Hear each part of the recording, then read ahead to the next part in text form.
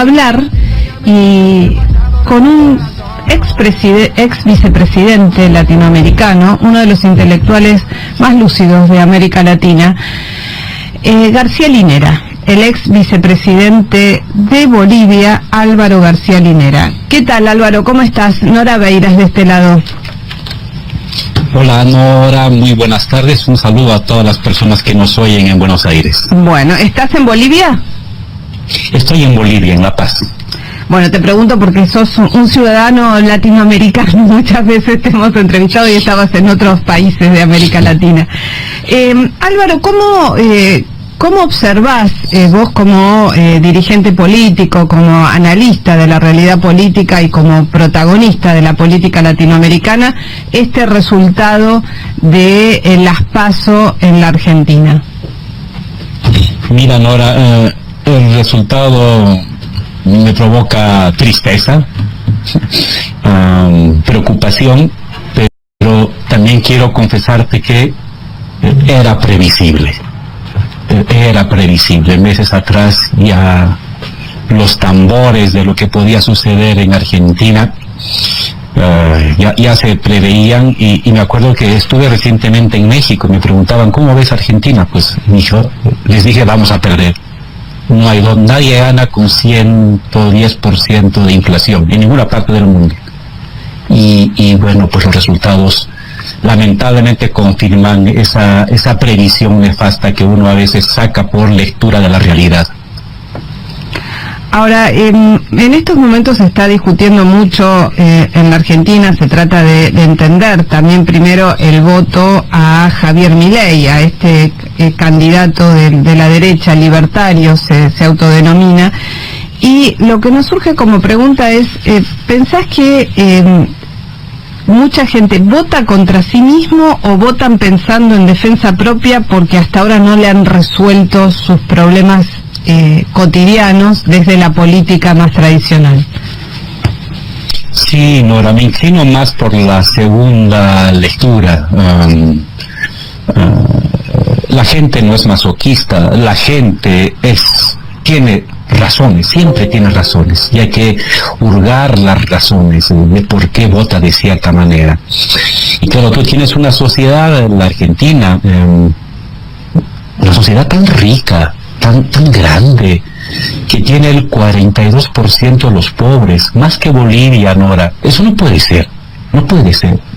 Y me acuerdo que en 2015, cuando hacíamos unos estudios para Argentina estaba con el 30% de pobres. En 2015, le digo, cuando salía del gobierno la presidenta Cristina.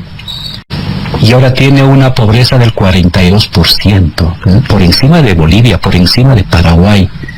No es posible. Tienes una sociedad en la que la inflación está más del 100%, y la inflación es algo que golpea a la gente cotidianamente, porque el dinero es de las pocas certidumbres que uno tiene en la vida. Por tu salario, por tu pequeña venta, por tu pequeña propiedad, y si eso se evapora como el aire en tus manos, pierdes el sentido de las certezas con la realidad, con la vida, con el entorno. Y me acuerdo que cuando llegamos al exilio, Nora, el dólar paralelo valía 60 pesos. $1, 60 pesos. Y el último viaje que he hecho, ahora entro a la prensa, veo el periódico, está en 660 el dólar paralelo, el dólar llamado blue. Estás hablando de una inflación del 1100%. Ese tipo de cosas raspa el alma de las personas, raspa. Te hace comprobar de que las promesas de justicia y de igualdad no se están cumpliendo. Y entonces, si el progresismo, nosotros, no somos capaces de entender eso y de dar respuestas concretas, rápidas, que resuelvan esa angustia, esa incertidumbre que corroe el alma colectiva, lo va a hacer alguien. Y en este caso, ese alguien fue la derecha más cavernaria, el neoliberalismo salvaje, que tiene respuestas concretas a problemas complejos. porque tiene respuestas. ¿Quién sabe si el resultado va a ser verdadero? Si en verdad van a resolver el problema de Argentina en los 6 meses o el año que se proponen. Pero supieron entender una angustia y supieron darle una respuesta ilusoria, pero respuesta al fin. Supieron encontrar un enemigo, un adversario culpable de todo, la llamada casta. Y nosotros en política sabemos que siempre tienes que tener un adversario para antagonizar frente a él, y hemos perdido en los últimos años ese adversario. Es difuso, está poco claro, es muy lejano, y esta derecha cavernaria sí lo tiene, la llamada casta, y aparece como la gran novedad que está dispuesta a cambiar las cosas de manera rápida. Entonces, yo creo que la gente, ese voto, ese 30% que votó ahora por Milei, que es transversal, va desde sectores pudientes hasta sectores populares, ha encontrado algo de qué aferrarse. Ante un mundo incierto donde ni el progresismo ni la derecha tradicional les ofrece certidumbre y seguridad, pues se han apegado a algo que ilusoriamente les ofrece una certidumbre y una respuesta clara a sus terribles angustias. Entonces, para mí no se justifica, pero es comprensible este voto hacia las extremas derechas de una parte del electorado argentino. Álvaro, buenas tardes. Ariel Yeracá, ¿cómo anda? Hola, Ariel. En sus últimos y anteúltimos trabajos, usted es muy enfático sobre el papel de la audacia, sobre la necesidad de construir desde los sectores progresistas, como los define, añadiendo audacia. ¿Cómo, sobre todo en el contexto de incertidumbre que también suele describir en sus exposiciones, cómo imagina en esta situación concreta, tangible de la Argentina, con un gobierno y un oficialismo enunciando que el FMI condiciona todo movimiento, y con este resultado electoral, un comportamiento político audaz? Sí, lo que pasa es que en los tiempos de crisis económica como que está viviendo Argentina hoy, la gente primero pierde el entusiasmo, se angustia, le provoca zozobra la vida, el entorno, pierde afecciones previas, viene un momento como de estupor general, pero luego la gente busca aferrarse a algo, algo que le ofrezca una certidumbre, un futuro imaginado, creíble y esperanzador. Y quien tenga la posibilidad de ofrecer ese futuro esperanzador es el que tiene más posibilidades de cautivar la expectativa de la gente. Cuando se vacían las viejas creencias, las viejas certidumbres, la gente tarde o temprano va a buscar una nueva. No puede vivir en la incertidumbre indefinidamente, en el desapego continuo, va a buscar algo. Y ahí siempre el progresismo emergió, no se olviden que el progresismo latinoamericano emergió en momentos de crisis. Cuando hay tiempos de estabilidad, no se necesita el progresismo porque funciona bien todo y la derecha gobierna tranquila. Cuando hay crisis, la gente está dispuesta a abrir su corazón y su mente a algo nuevo. Y el progresismo en los años 2002, 2003, en Argentina, en Bolivia el año 2000, 2006, siempre apareció con una propuesta concreta, sintonizada con la angustia de la gente, para resolver los problemas muy prácticos que le tocaban al bolsillo y a la seguridad de las personas. Así crecimos en América Latina, así emergió el progresismo. Y hoy no debería ser distinto. Un progresismo tiene que tener la valentía de decirle a las personas que va a tomar decisiones fuertes para proteger a la mayoría. no para proteger a unos pocos, ni para contentar a todos, sino para proteger a los más humildes, a los sectores medios, a los jóvenes, a los trabajadores, a los más débiles. Y entonces eso es lo que le está faltando a nuestro progresismo. Entonces cuando nuestras respuestas progresistas son ambiguas, técnicas, o son meramente acuerdos de élite, la gente de abajo nos da la espalda. Y no la culpemos a ella por darnos la espalda. No le digamos, oye, estás votando por tu verdugo, porque él te está diciendo, tú no estás entendiendo mi problema. Tú no estás entendiendo que no me alcance el salario para fin de mes. Tú no me estás entendiendo de que no sé qué va a hacer con el futuro de mi hijo o de mi hija que está yendo al colegio. Entiéndeme. Entonces la gente lo reclama, y yo creo que estas pasos han sido un reclamo. Quedan 2 meses para que el progresismo argentino se despabile, sintonice con la preocupación inmediata de las personas. ¿Cuál es la principal angustia que yo he palpado cuando viajo a la Argentina? Viajo mucho y me gusta ir a caminar, ir por el metro, subirme a los buses, soy un hombre de a pie. Y la principal pregunta, la angustia para las personas es la inflación. Una inflación del 100% te desgarra el alma cotidianamente. Hay que resolver la inflación. ¿Cómo se resuelve la inflación de manera rápida? Milei te plantea de una manera fantasiosa que va a resolver dolarizándola. Es una respuesta concreta, práctica y rápida.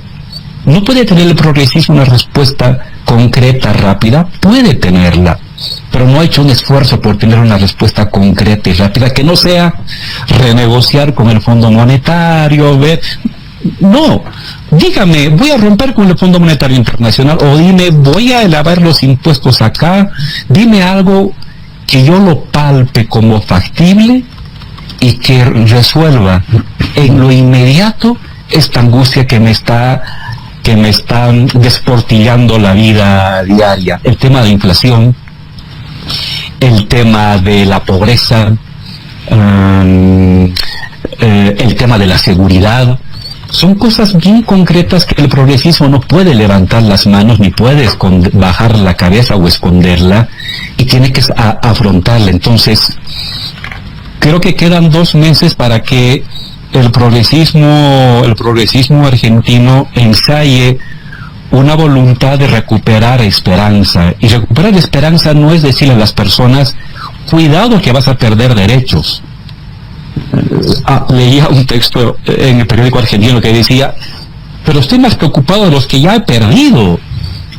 Me estás pidiendo que me preocupe de los futuros derechos cuando estoy angustiado por los derechos que he perdido en estos años. Entonces, el progresismo tiene que esforzarse en 2 meses por recuperar el monopolio de la esperanza, de que tiene propuestas prácticas, concretas, rápidas, urgentes, a la angustia que está afectando el sentimiento popular y colectivo argentino. Si no hacemos eso, yo creo que está cantado el resultado. Va a ganar quien sintonizó con la gente y quien le ofrece propuestas rápidas y quien identifica enemigos concretos de los sufrimientos colectivos. Álvaro, Hernán Lechar te saluda, ¿cómo estás? ¿Cómo estás, Hernán? Bien, te escuchaba y pensaba en el caso de Brasil, ¿no? De Lula contra Bolsonaro en las últimas elecciones, que en principio en la campaña hubo una confrontación, y de hecho la coalición de gobierno actual fue una especie de democracia versus dictadura, ¿no? Poniendo a Bolsonaro en ese lugar. Y vos estás planteando que en el caso de la Argentina al menos ese no debería ser el debate de cara a la sociedad o de cara a las generales, sino más bien que hay una crítica profunda a la imposibilidad de la política de resolver problemas concretos, y la respuesta debería venir por allí. Sí, definitivamente, porque a diferencia de Argentina, Lula se enfrentó a quien era gobierno y quien ya había dado muestras prácticas, palpables, visibles, de su carácter autoritario, despreocupado de los problemas de las personas, de quién había afectado la salud de ellas, las había abandonado en la pandemia, dejando que mueran miles y miles y miles de brasileros. Es decir, había ya un hecho concreto de un gobierno, entonces podías enfrentarte a eso. En el caso de Milei no es gobierno, no ha gobernado nada. Milei es un porvenir probable, una posibilidad de futuro, y eso no lo combates aferrándote a o englobándolo o encerrándolo en temas más de carácter ideológico. No vas a ganar enfrentando ideológicamente. La manera de enfrentar es abordar los problemas que él aborda, pero desde otro punto de vista.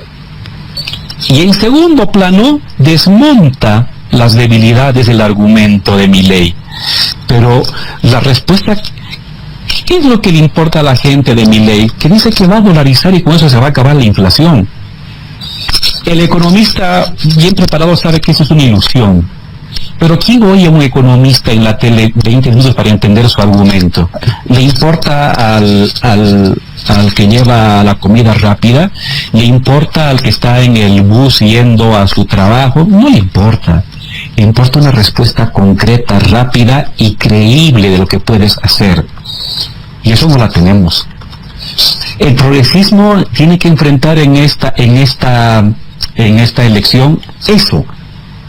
Los temas prácticos con los cuales Milei ha sintonizado con la votación, y los temas prácticos y concretos con los cuales el progresismo sintonizó el 2003, el 2008, el 2012, el 2014. El progresismo siempre sintonizó con el bolsillo y la expectativa diaria de las personas.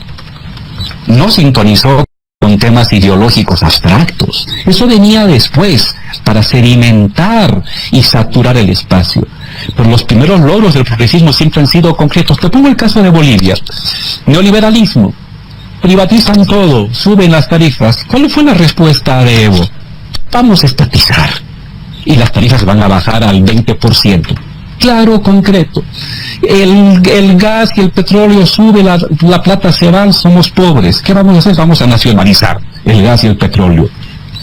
Respuestas concretas a las angustias concretas de las personas. Esa siempre ha sido la clave del progresismo, y en estas elecciones, de este lado, y en clave individualista, retrógrada y neoliberal salvaje, Milei ha utilizado la manera de que hacía antes el progresismo. Nos ha arrebatado procedimientos progresistas. Entonces, yo creo que en estos 2 meses tiene que haber una acción práctica del gobernante, porque estamos en el gobierno, no somos oposición, y práctica del candidato. Si no logra sintonizarse cosas concretas, estás en el gobierno, rebájame la inflación, muéstrame que estás bajando la inflación, y ofréceme perspectivas concretas a mi planteamiento, no te va a ir bien. No nos refugiemos en el debate ideológico. Eso sería simplemente perder tiempo y perder energía. El debate ideológico tiene que tener la capacidad de resumirse, sintetizarse, y eso es lo más difícil, en cosas concretas.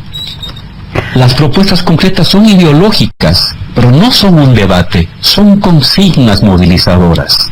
Y eso es lo que tenemos que tener la capacidad de comprimir el debate ideológico que nos vamos a enfrentar al autoritarismo, al neoliberalismo salvaje, con cosas bien concretas y comprimidas que le hablen al corazón de las personas y al bolsillo de las personas. Si no podemos sintonizar con el bolsillo de la gente y con el corazón de la gente, las elecciones están perdidas. Estamos hablando con Álvaro García Linera, ex vicepresidente de Bolivia, dirigente político, intelectual latinoamericano. Ahora, Álvaro, tenemos, vos decís, 2 meses, 70 días hasta el 22 de octubre para llegar a la elección de primera vuelta en la Argentina, y el problema concreto, acuciante de la inflación, el candidato de Unión por la Patria, que es casualmente el ministro de Economía de la Nación, en el marco de una alianza donde la vicepresidenta Cristina Fernández de Kirchner no ha estado muy presente en esta campaña electoral. ¿Qué rol pensás que debería jugar o no debería jugar Cristina Kirchner con miras a las PASO, a la elección general, perdón, a la primera vuelta? Mira, yo soy de los que pienso que la solución no está en inmolar a una líder histórica como es Cristina, porque sería una inmolación sin resultado verdadero. Evidentemente Cristina puede salir y tiene un gran arrastre y su carisma, pero si eso no viene acompañado de cosas concretas, ¿qué es lo que reclamaba? Yo entiendo la despedida de Cristina meses atrás como un reclamo a las nuevas generaciones de líderes políticos a ir más allá de lo que ella ya hizo, a activar su propia creatividad como ella lo hizo en su tiempo, ¿no?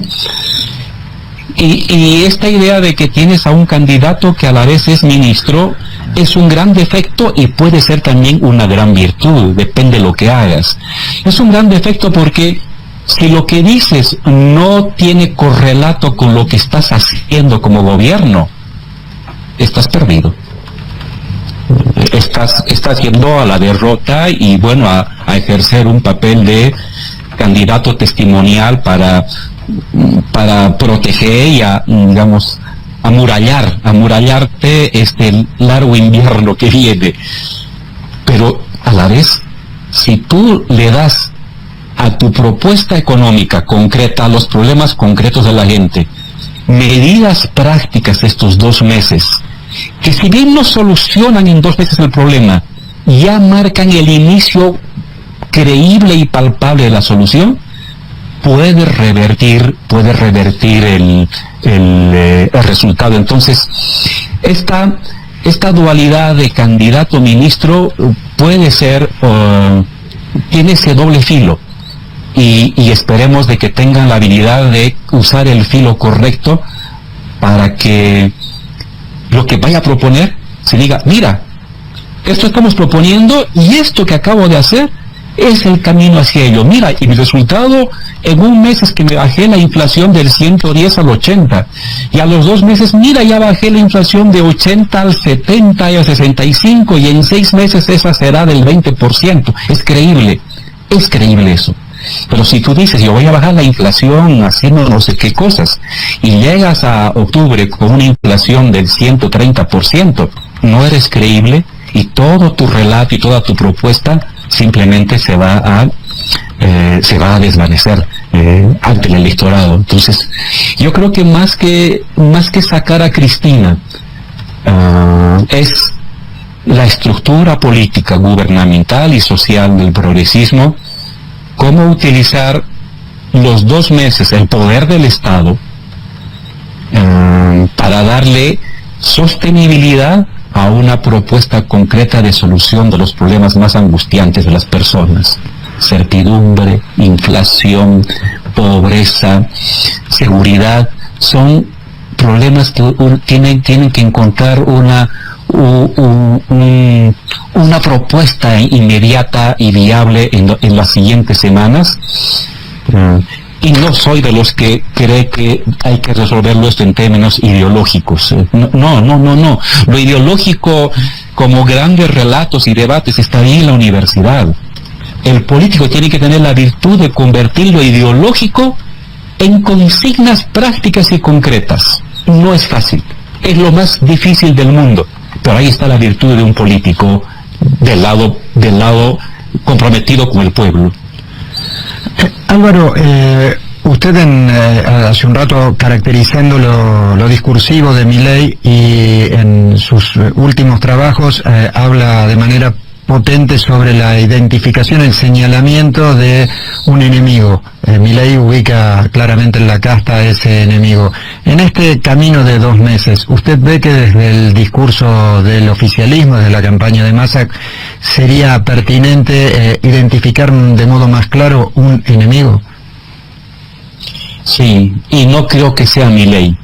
No estoy muy metido en la campaña, pero el enemigo no puede ser Milei porque Milei no es gobierno. Milei no es poderoso. Siempre un enemigo es alguien poderoso.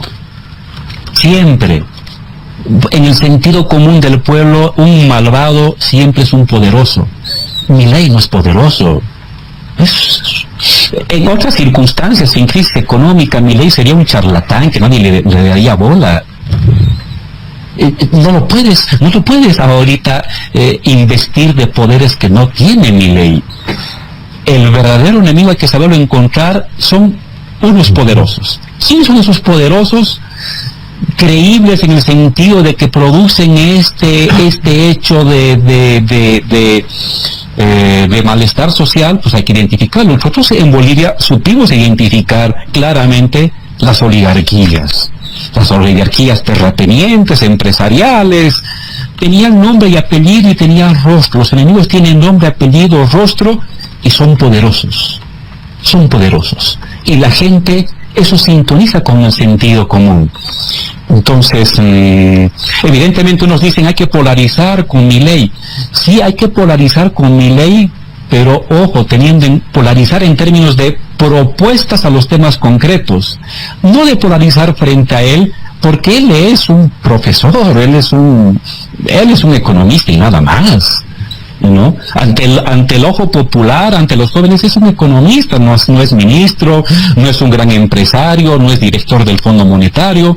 Entonces, carecería de sustentabilidad táctica el ubicar como el gran enemigo a Milei, como están proponiendo algunos. Unos dicen, bueno, al estilo europeo, al estilo francés, que se logró polarizar con Le Pen y así se impidió de que entrara Le Pen al gobierno y los votos se fueron para Macron. Pero eso sucedió cuando ya te votaron de la segunda vuelta. En la primera vuelta la izquierda francesa con Mélenchon no polarizó frente al fascismo de Le Pen. Propuso temas de transformación social, de mejoras inmediatas de la situación de la gente, en fin.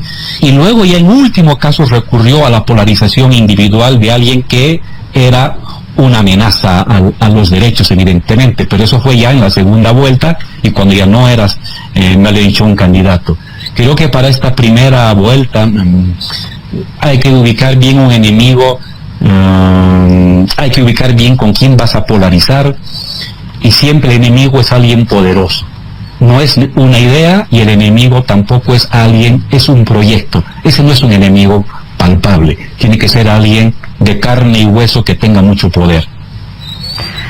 Muchísimas gracias, Álvaro García Linera, por ayudarnos a pensar esta realidad tan angustiante en la que estamos en este momento muchos sectores en la Argentina. Gracias.